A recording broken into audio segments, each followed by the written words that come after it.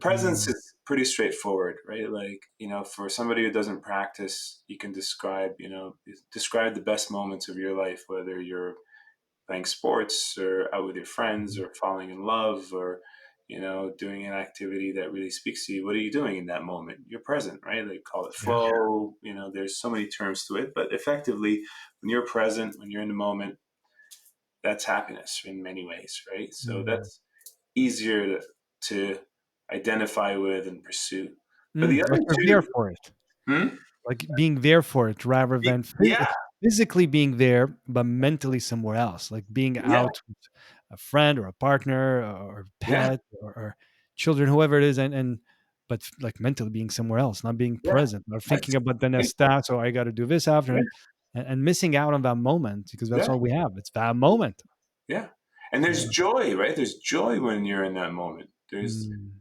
even if it's not so pleasurable. It doesn't have to be pleasurable to be, but being in that moment, even like a tough situation, but you're there with a Yeah. friend, with your colleagues, with yourself, just being with it. There's Mm. maybe joy is not the right word, but there's a je ne sais quoi, right? Like you're in Yeah. life, right? And it feels rich. There's a richness to it. Maybe that's a Mm. better word, right? Yeah. Wherever you go, there you are, right? That's That's right. effectively, John really nailed it with that title. So if you're present long enough, right, and you've been on this journey, well, you don't have to even, can happen, you usually experience it in first grade, you realize that your mind is like, right? Like it's just in a million different directions, right?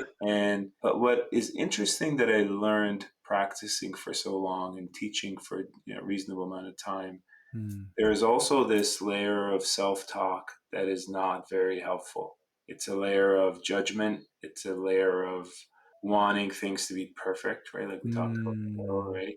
Um, and it's still actually that layer is usually why people stop practicing or don't continue or don't get far because it's almost too much. Okay, I'd rather just go back to the exercise that just helped me deal with it, or eating chips or watching endless TV, whatever it may be. But how do you get past that layer? It's and a lot of this layer is, if you actually practice long enough, that's not even you. It's like it's a Mm. combination of like a radio frequency listening to what society or family of origin has expects from you, and it's just Yeah. like your mind actually trying to help you, saying like, Yeah. "Oh, you should be like this. You should be like."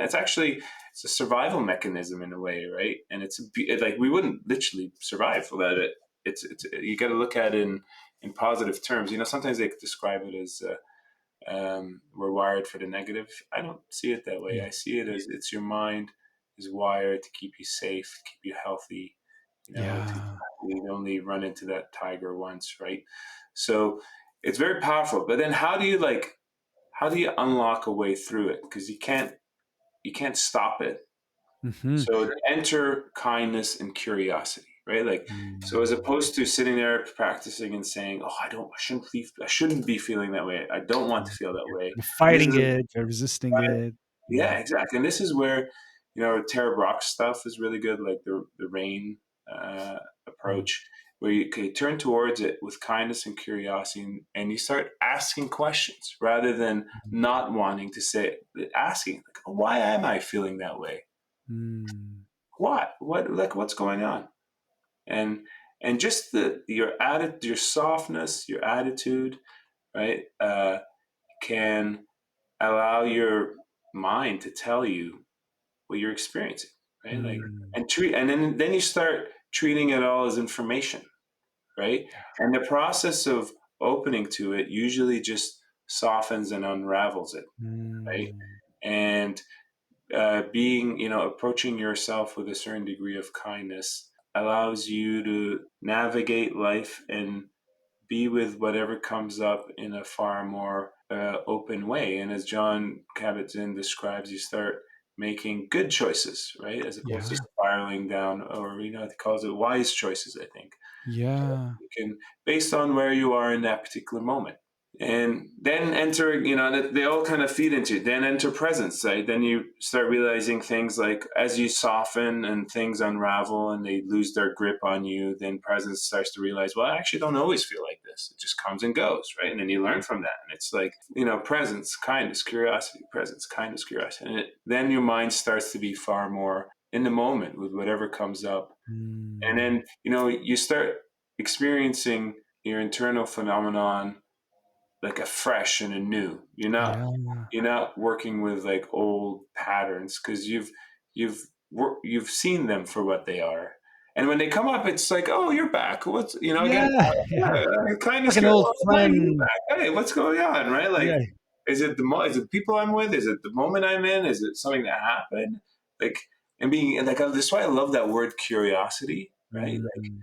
Like to really be like interested, like why am I feel like where Yeah. is Yeah. it coming from, right? Like, oh, this is interesting, right? Like, and to really genuinely have the attitude as opposed to the attitude of like, oh, not this again.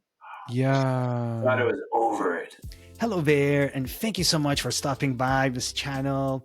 I hope you find this content useful, and if you do, feel free to hit that subscribe button. It will really help me to reach to more people and keep this content going. Here we are journeying together, and let's see where this takes us.